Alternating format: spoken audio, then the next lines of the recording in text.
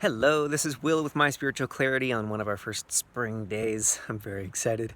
Today's video is about why we crave approval and the need to be liked. And I've got some notes here I'm going to look at, so I'll be looking away from you to keep me on track.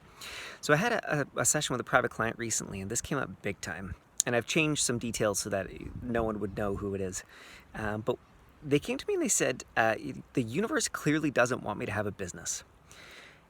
Every time I try to sign new clients, it all goes sideways.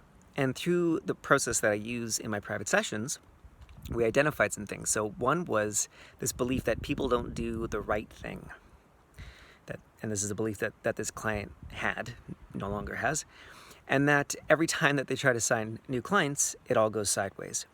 And when we looked underneath that, we realized it was because of this need for approval, this craving for approval, this need to please people. And that was her best way to stay safe. And so it was a whole process, and she identified it before I did. She said, oh, it's all the helper's paradox thing. So if this is your first video of mine that you're watching, the helper's paradox states that the more a person needs to help, the less able they are to help. And so this really affects healers, coaches, therapists, parents, moms more than dads, nonprofit workers, artists. Tons of people in the world are affected by this. And I think we're all stuck in the helper's paradox to some degree. So it's not about completely get rid of it, because then you would have zero empathy and you wouldn't care at all about people.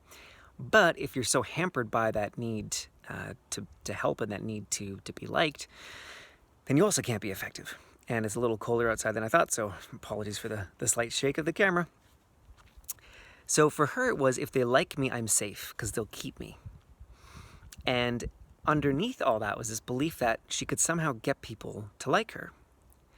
And so the belief clearing that we did, that I'm going to give you word for word, this is the belief that we did. And if this is your first time if this is your first time doing a belief clearing with me, your job is to say yes or no. And if it's a no energetically, then that's okay. If we were in a private session, we would just look to see what's underneath that. If it's a yes, great, it clears. Either way is okay. It's not a right or wrong answer. It's just more information. So here's the belief. The belief, actually this isn't all the ways, so it's a little bit different, but all the ways you're trying to be God, all the ways you're trying to be God and control who wants to be with you and who wants to be around you. Would you be willing to destroy that at the point of creation? I'm going to sit in the sun. Might be a little warmer for the rest of this video while I don't need my notes. Oh, that's so much better. So, what do I mean by this? Well, we often try to work with clients that are not a good fit, or we partner with people for events and things that are just not a good fit. And we try to stand on our heads a million different ways, and we try to contort ourselves into shapes to please the other people. Oh, yeah, no, it's okay if you only send one email to your list and I send 10, oh, that's okay. Or if it's a new client, oh yeah, no, a reduced rate is totally fine, when it's not fine. You're strapped for cash too. Or better yet, I've had clients that show up and then they want to tell me how the whole session's going to go. It's like, no, that's not how this works. It's a collaborative process. If I go down a path that you really think is not the right path, of course, tell me, and this is a collaborative process. But you don't get to show up to my session and say, oh, no.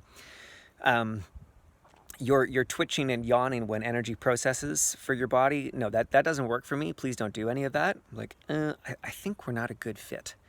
Now, there are lots of things, for example, that I'm flexible on. I once had a client that we worked really well together, but she didn't like the belief clearing work. She wanted to, and this ended up working really well, she would talk for about 15, 20 minutes about the things that were going on in her business.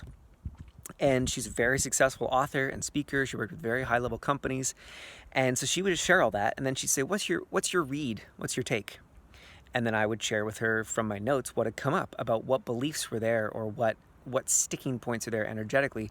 And she frankly would clear her own beliefs and identify her own stories and shift those. So it's a different process, but it's still kind of the same process. So I didn't try to get her to like me. I didn't try to, change my business model completely just so that she wouldn't leave me as a client. And when I do collaborations, I'm just very clear about what works and what doesn't work.